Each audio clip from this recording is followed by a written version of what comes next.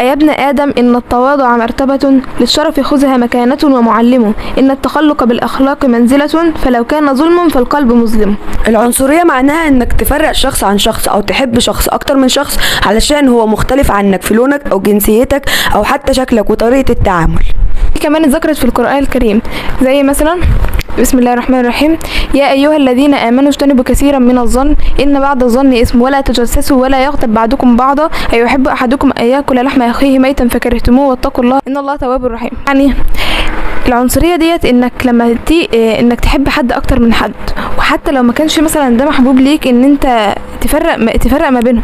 يعني مثلا انا مثلا لو عندي ليلى تمام وحد تاني، يعني اتنين من صحابي، واحده بحبها والتانية مش بحبها، بس لازم على الاقل يبقى طريقه التعامل معاهم الاتنين زي بعض، مش ان انا افرق ما بين حد ابدا، وان انا اعامل حد بطريقه احسن من التاني. ماشي ليلى صاحبتي وبحبها والتانية برضو زيها، ايوه هي مش المقربه ليا، هي زميلتي، لكن طريقه التعامل تبقى واحده.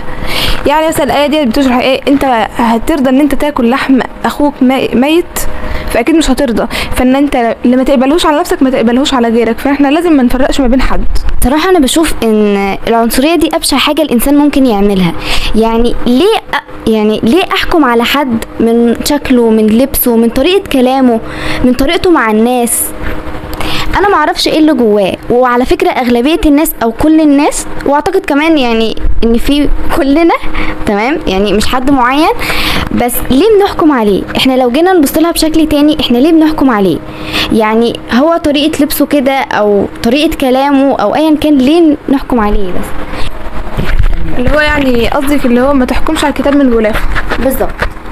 وفي كمان نوع من العنصرية، وهو ان الناس بترضاش تتعامل مع حد علشان دينه مختلف، بس كل ده سبب واحد في الاخر، ان هو الجهل، وان التربية في البيوت ما عادش زي الأول. وده السبب ان العنصرية لسه موجودة لحد دلوقتي، لان التربية في البيوت والتعليم في المدارس ده بيفرق ما بين شخص والشخص بدل ما يقربهم من بعض.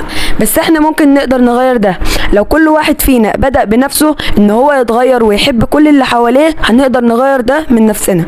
ولازم نفهم ان كل واحد فينا عنده شخصيته، مش معنى ان انا اشطر من حد في حاجة او هو اشطر مني في حاجة يبقى كده احنا الاتنين مش زي بعض. لا، احنا كلنا اتخلقنا زي بعض، وكلنا ما نجيش حاجة قدام قدرة ربنا سبحانه وتعالى.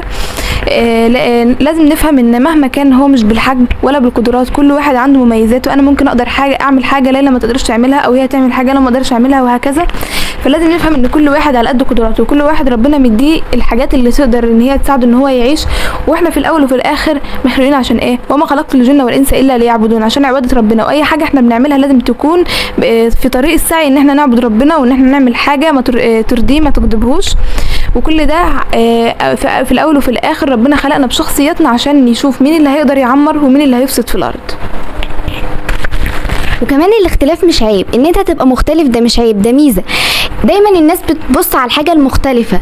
اغلبية الناس بتشوف ان انت مختلف بين صحابك او مختلف بين قرايبك او كده، وساعات بتشوف ان مثلا حد بيعامل حد تاني احسن منك عشان مثلا انت مختلف، فده ممكن يكون وجهة نظرك انت، ممكن يكون التاني مش قصده. يعني مش كل حاجة نقول عليها عنصرية.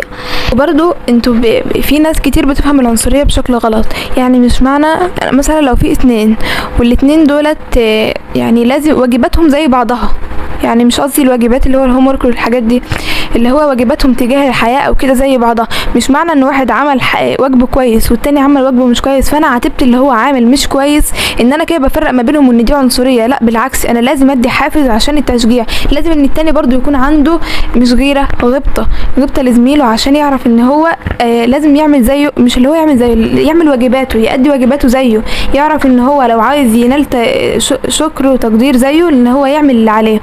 مش معنى بقى ان انا بفرق ما بين حد والتاني، لا بالعكس، ده انا كده بشجع وبديهم روح التنافس، واللي هي التنافس بالود والمحبة، مش اللي هو بالغيرة خالص.